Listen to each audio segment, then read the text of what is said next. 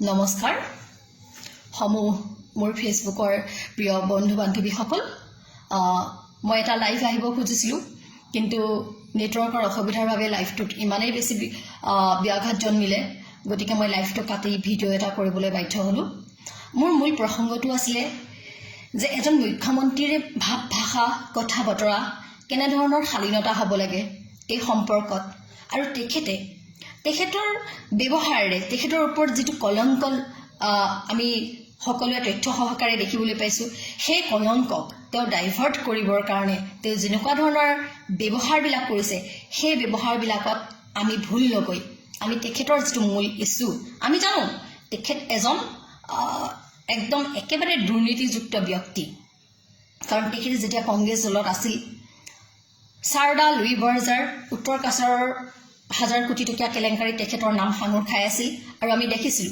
বিজেপিয়ে ঘোষণা কৰিছিল যদি আমি অসমত আমি শাসনলৈ আহোঁ বিজেপি চৰকাৰ তেতিয়াহ'লে আমি হিমন্ত বিশ্বক জেললৈ পঠাম আৰু তাৰ পিছৰ পৰ্যায়ত আমি দেখিলো সেই হিমন্ত বিশ্ব শৰ্মাকে দুৰ্নীতিযুক্ত এক নম্বৰ দাগী হিমন্ত বিশ্ব শৰ্মাক তেওঁলোকৰ দলত আকোৱালি ল'লে কেৱল আকোৱালি লোৱাই নহয় তেখেতক আসলতে সকলোখিনি হৰ্তা কৰ্তা বিধাতা তেওঁলোকে পাতি দিলে আজি সেইজন হিমন্ত বিশ্ব শৰ্মা যিজন কংগ্ৰেছত থাকোতে বেয়া আছিল কিন্তু এতিয়া ধোৱা তুলসীৰ পাত হৈ গ'ল বিজেপিত জইন কৰাৰ পিছত আজি সেইজন হিমন্ত বিশ্ব শৰ্মাৰ ওপৰত সেই বাকিখিনি মানে কেলেংকাৰীৰ কথাতকৈও আমি আৰু এটা অন্য কেলেংকাৰীৰ তথ্য সবিস্তাৰে ৰাইজৰ দল অসম জাতীয় পৰিষদ দুটা দলে তথ্য সহকাৰে প্ৰকাশ কৰিলে সেয়া আমি দেখিলো ৱেৰ নামৰ আলোচনী এখনে সেইটো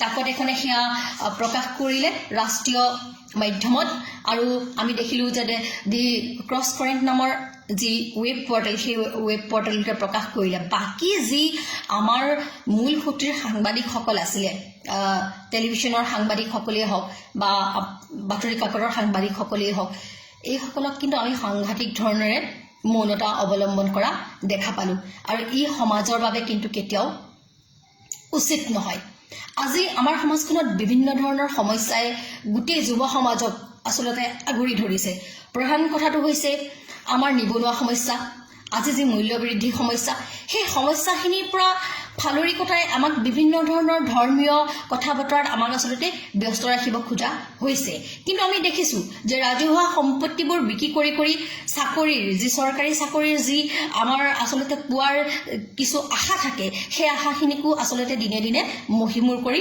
লৈ যোৱা হৈছে এইবিলাক কথা কাৰণতে আমি আসলতে ব্যক্তিগত খণ্ডলৈ যিবিলাক ৰাজহুৱা সম্পত্তি আসলতে লৈ গৈ থকা হৈছে সেই প্ৰক্ৰিয়াটোক আমি সজোৰে বিৰোধ কৰি আহিছো কংগ্ৰেছ দলে আমি যথেষ্ট সজোৰে আসলতে বিৰোধ কৰিছো নকৰা নহয় কিন্তু সেই কথাখিনি আজিৰ তাৰিখত কিন্তু বিৰোধী দলৰ এই কথাবাৰ্তাখিনি হয়তো কোনোবাই নকৰিব পাৰে কিন্তু আমাৰ দৰে আমি সামান্য আসলতে কংগ্ৰেছ দলৰ কৰ্মকৰ্তাসকলেও কিন্তু আমাৰ মতামতবোৰ আমি সময়ে সময়ে এই ছ'চিয়েল মাধ্যমৰ জৰিয়তে কিন্তু আপোনালোকৰ আগত আমি সদায় দাঙি ধৰি আহিছো কোনোবাই কিবা কিবি ক্ষেত্ৰত হাতে পাছে মিলি বাৰ হৈ থাকি তেওঁলোকে হয়তো বিৰোধ নকৰিব পাৰে কিন্তু আমিতো কৰিছো এই কথাবাৰ্তাখিনিকেই হওক আৰু বিভিন্নজনৰ কথাবাৰ্তাখিনিকেই হওক কিন্তু আজি আপোনাৰ টিভি চেনেলৰ সাংবাদিকসকলেই হওক বা বাতৰি কাকতসকলেই হওক কিন্তু সবিস্তাৰে প্ৰকাশ কৰা দেখা পোৱা নাযায় কিয়নো তেখেতসকলৰ যিসকল মালিক আছে এই মালিকসকল কিন্তু তেখেতলোকে আসলতে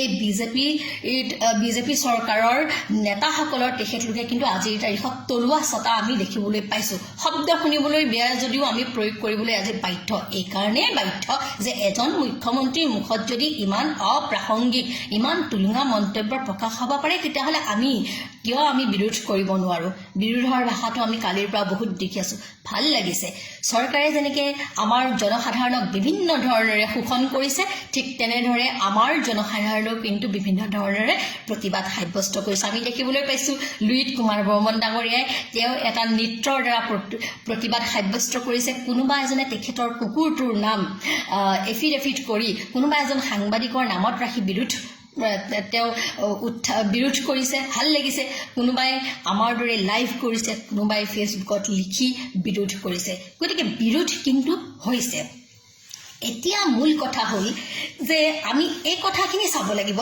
যে হিমন্ত বিশ্ব শৰ্মাই বিগত দিনবোৰত যি ধৰণেৰে তেওঁ সকলোকে সংশোধন কৰে, তেওঁ এজন মানে সত্যবাদী ৰাজা হৰিচন্দ্ৰৰ যিটো ভাও দিবলৈ গৈছে, তেওঁ ৰামচন্দ্ৰ যি হ'বলৈ গৈছে, হ'বলৈ যোৱাৰ আগত তেওঁতো নিজে আচলতে নিকা হৈ ল'ব লাগিব, চাফা হৈ ল'ব লাগিব।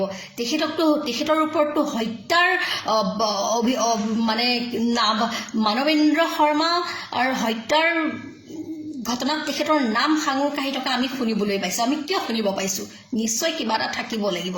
জুই থাকিলেহে ধোঁৱা ওলায়, কথাটো তেনেকুৱা ধৰণৰ। ঠিক তেনেধৰণে টাডা গোচৰৰ পৰা ধৰি সাৰদা, লুই বাৰ্জাৰ, উত্তৰ কাছাৰৰ 1000 কোটি টকাৰ কেলেংকাৰী আমি এই সকলোবোৰ শুনিবলৈ পাইছোঁ। কিন্তু শেহতীয়াকৈ যিখিনি তথ্য সহকাৰে দাঙি ধৰিলে ৰাইজৰ দল আৰু অসম জাতীয় পৰিষদে, এই কথাখিনিক আচলতে কিহৰ কাৰণে সংবাদ মাধ্যমেই হওক বা অসমৰ বিভিন্ন জাতীয় দল সংগঠনে সজোৰে কিয় তেওঁক আচলতে হেঁচা মাৰি ধৰিব পৰা নাই, এইটো সাংঘাতিক ধৰণৰ বিচাৰ্যৰ বিষয় হৈছে। আমি জানো অসমত আজিৰ তাৰিখত বদনৰ সংখ্যা বহুতেই বেছি। ইয়াত অসমত আজিৰ তাৰিখত লাচিত বৰফুকনতকৈ বদনৰ সংখ্যা বেছি। আৰু সেইজন হিমন্ত বিশ্ব শৰ্মাই আচলতে সভ্যতা আৰু সংস্কৃতিৰ কথা কয়। তেওঁ সভ্যতা, সংস্কৃতি, ভাষাৰ কথা কোৱাৰ আগত তেওঁৰ দিনতেই শ্বহীদ দিৱসৰ দিনটোতে কালিয়ে অসমীয়া ভাষাক যেনেধৰণেৰে পৰিত্যাগ কৰা হ'ল APSCৰ পৰা, সেইটো কোনো শুভ লক্ষণ নহয়। আমি দেখিছিলোঁ যে মহাভাৰতত পঞ্চপাণ্ডৱে দ্ৰৌপদীৰ অনুমতি অবিহনেই আচলতে দ্ৰৌপদীক জোৱাত লগাইছিল। ঠিক তেনেধৰণেৰে হিমন্ত বিশ্ব শৰ্মাই তেওঁৰ যিবিলাক কুকৃতি সেইবিলাকত কিন্তু তেওঁৰ পত্নীকো চামিল কৰি লৈছে, তেওঁৰ পুত্ৰকো চামিল কৰি লৈছে। যেতিয়া কথাবোৰ তথ্য সহকাৰে ওলাইছে, তেতিয়া এই কথাখিনিতো মানুহে তেখেতৰ পুত্ৰ পত্নীক আনিবই। তথ্যত যিবোৰ পাইছে সেইবোৰ তেখেতৰ পত্নী আৰু পুত্ৰৰ নাম নিশ্চয় আহিব। সেই কথাটোক লৈ তেওঁ যিটো লম্ফজম্ফ কৰিছে যে মই হিমালয় পৰ্বত ভাঙি দিয়া মানুহ, মোৰ পত্নীৰ লগত কিয়, পুত্ৰৰ লগত কিয় যুঁজে, মোৰ লগত যুঁজক। কিন্তু সেই মহাশয়, আপোনাক এটা কথা ক'ব বিচাৰিছোঁ, আপুনি হিমালয় পৰ্বত ভাঙিব নালাগে। আপুনি আমাৰ দৰে মহিলাসকলক আপুনি সন্মুখীন হ'ব নোৱাৰে, আপুনি ভয় কৰে কাৰণেই আপুনি শিখা শৰ্মাৰ দৰে নাৰীক আপুনি জেললৈ প্ৰেৰণ কৰিলে। আপোনালোকৰ হেঁচাতেই এই ৰূপা কলিতাক আপোনালোকে সাংঘাতিক ধৰণৰ ক্ৰিমিনেলৰ দৰে আপোনালোকে জেললৈ প্ৰেৰণ কৰিছিলে, কোনো ধৰণৰ সময় নিদিয়াকৈ। এই কথা আমি সকলোৱে ভালকৈ জানো। আপোনালোকৰ যে হেঁচাতেই যে আমাক জেললৈ প্ৰেৰণ কৰিছিলে, এই কথা আমি SP মহোদয়ৰ মুখেৰে আচলতে আমি ভালকৈ গম পাওঁ। গতিকে আপোনালোকে যিহেতুকে একো গৰাকী শিখা শৰ্মা আৰু ৰূপা কলিতাৰ দৰে মহিলাৰ সন্মুখীন হ'ব নোৱাৰে, আপুনি আকৌ হিমালয় পৰ্বত ভাঙাৰ কথা ক'বলৈ যায়। আপুনি যিমান দুৰ্নীতি কৰে তেনেকুৱা দুৰ্নীতি আমি কৰিব নোৱাৰোঁ। আৰু নোৱাৰোঁ কাৰণে আমি সততাত আছোঁ কাৰণে আমাৰ হৃদয়ত প্ৰচণ্ড সাহস আছে। আমি আপোনাৰ সন্মুখীন হ'ব পাৰিম, আপুনি আমাৰ সন্মুখীন হ'ব নোৱাৰে। আপুনি যিবিলাক কাম কৰিছে, ক'ৰবাৰ মন্দিৰলৈ টকা দিছে, নামঘৰলৈ টকা দিছে, ক'ৰবালৈ টকা দিছে, সেয়া আপোনাৰ টকা নহয়। যিখিনি আপুনি দম্ভ মাৰি থাকে, মই দিছোঁ, মই কৰিছোঁ, এই ৰাজভঁৰালৰ, অসমৰ ৰাজভঁৰালত থকা টকাখিনি আপোনাৰ পৈতৃক সম্পত্তি নহয়। আপোনাৰ পিতাই আপোনাক দি থৈ যোৱা নাই যে আপুনি সেইখিনিৰে দি আপুনি ৰাইজৰ কাম কৰি আছে। আমাৰ কৰ কাতলৰ টকাৰে বিভিন্ন ধৰণে আমাৰ পৰা যি উচল কৰিছে, আজিৰ তাৰিখত যি মূল্য বৃদ্ধি হৈ আছে, গেছৰ পৰা ধৰি মিঠাতেলৰ লিটাৰ 200ৰ পৰা ধৰি কিমান কম, অজস্ৰবাৰ কৈছোঁ। গতিকে এইখিনি যে মূল্য বৃদ্ধি হৈ আছে, ডিজেল, পেট্ৰল, প্ৰত্যেকটো বস্তুৰ এই টকাবোৰ আমাৰ পৰাই জানো লোৱা নাই? আমাৰ পৰা লোৱা টকাৰে আপুনি ৰাইজক বিলাইছে।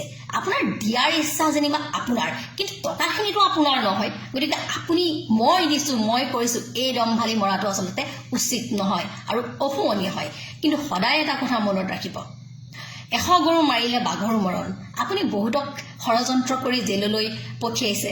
আপুনি দেখিছোঁ প্ৰাক্তন এজন মন্ত্ৰীকো আপুনি আচলতে কেনেধৰণেৰে আপুনি ষড়যন্ত্ৰ কৰি তেখেতক জেলৰ ভাত খোৱালে, তেখেতৰ কেৰিয়াৰত আপুনি দাগ লগালে।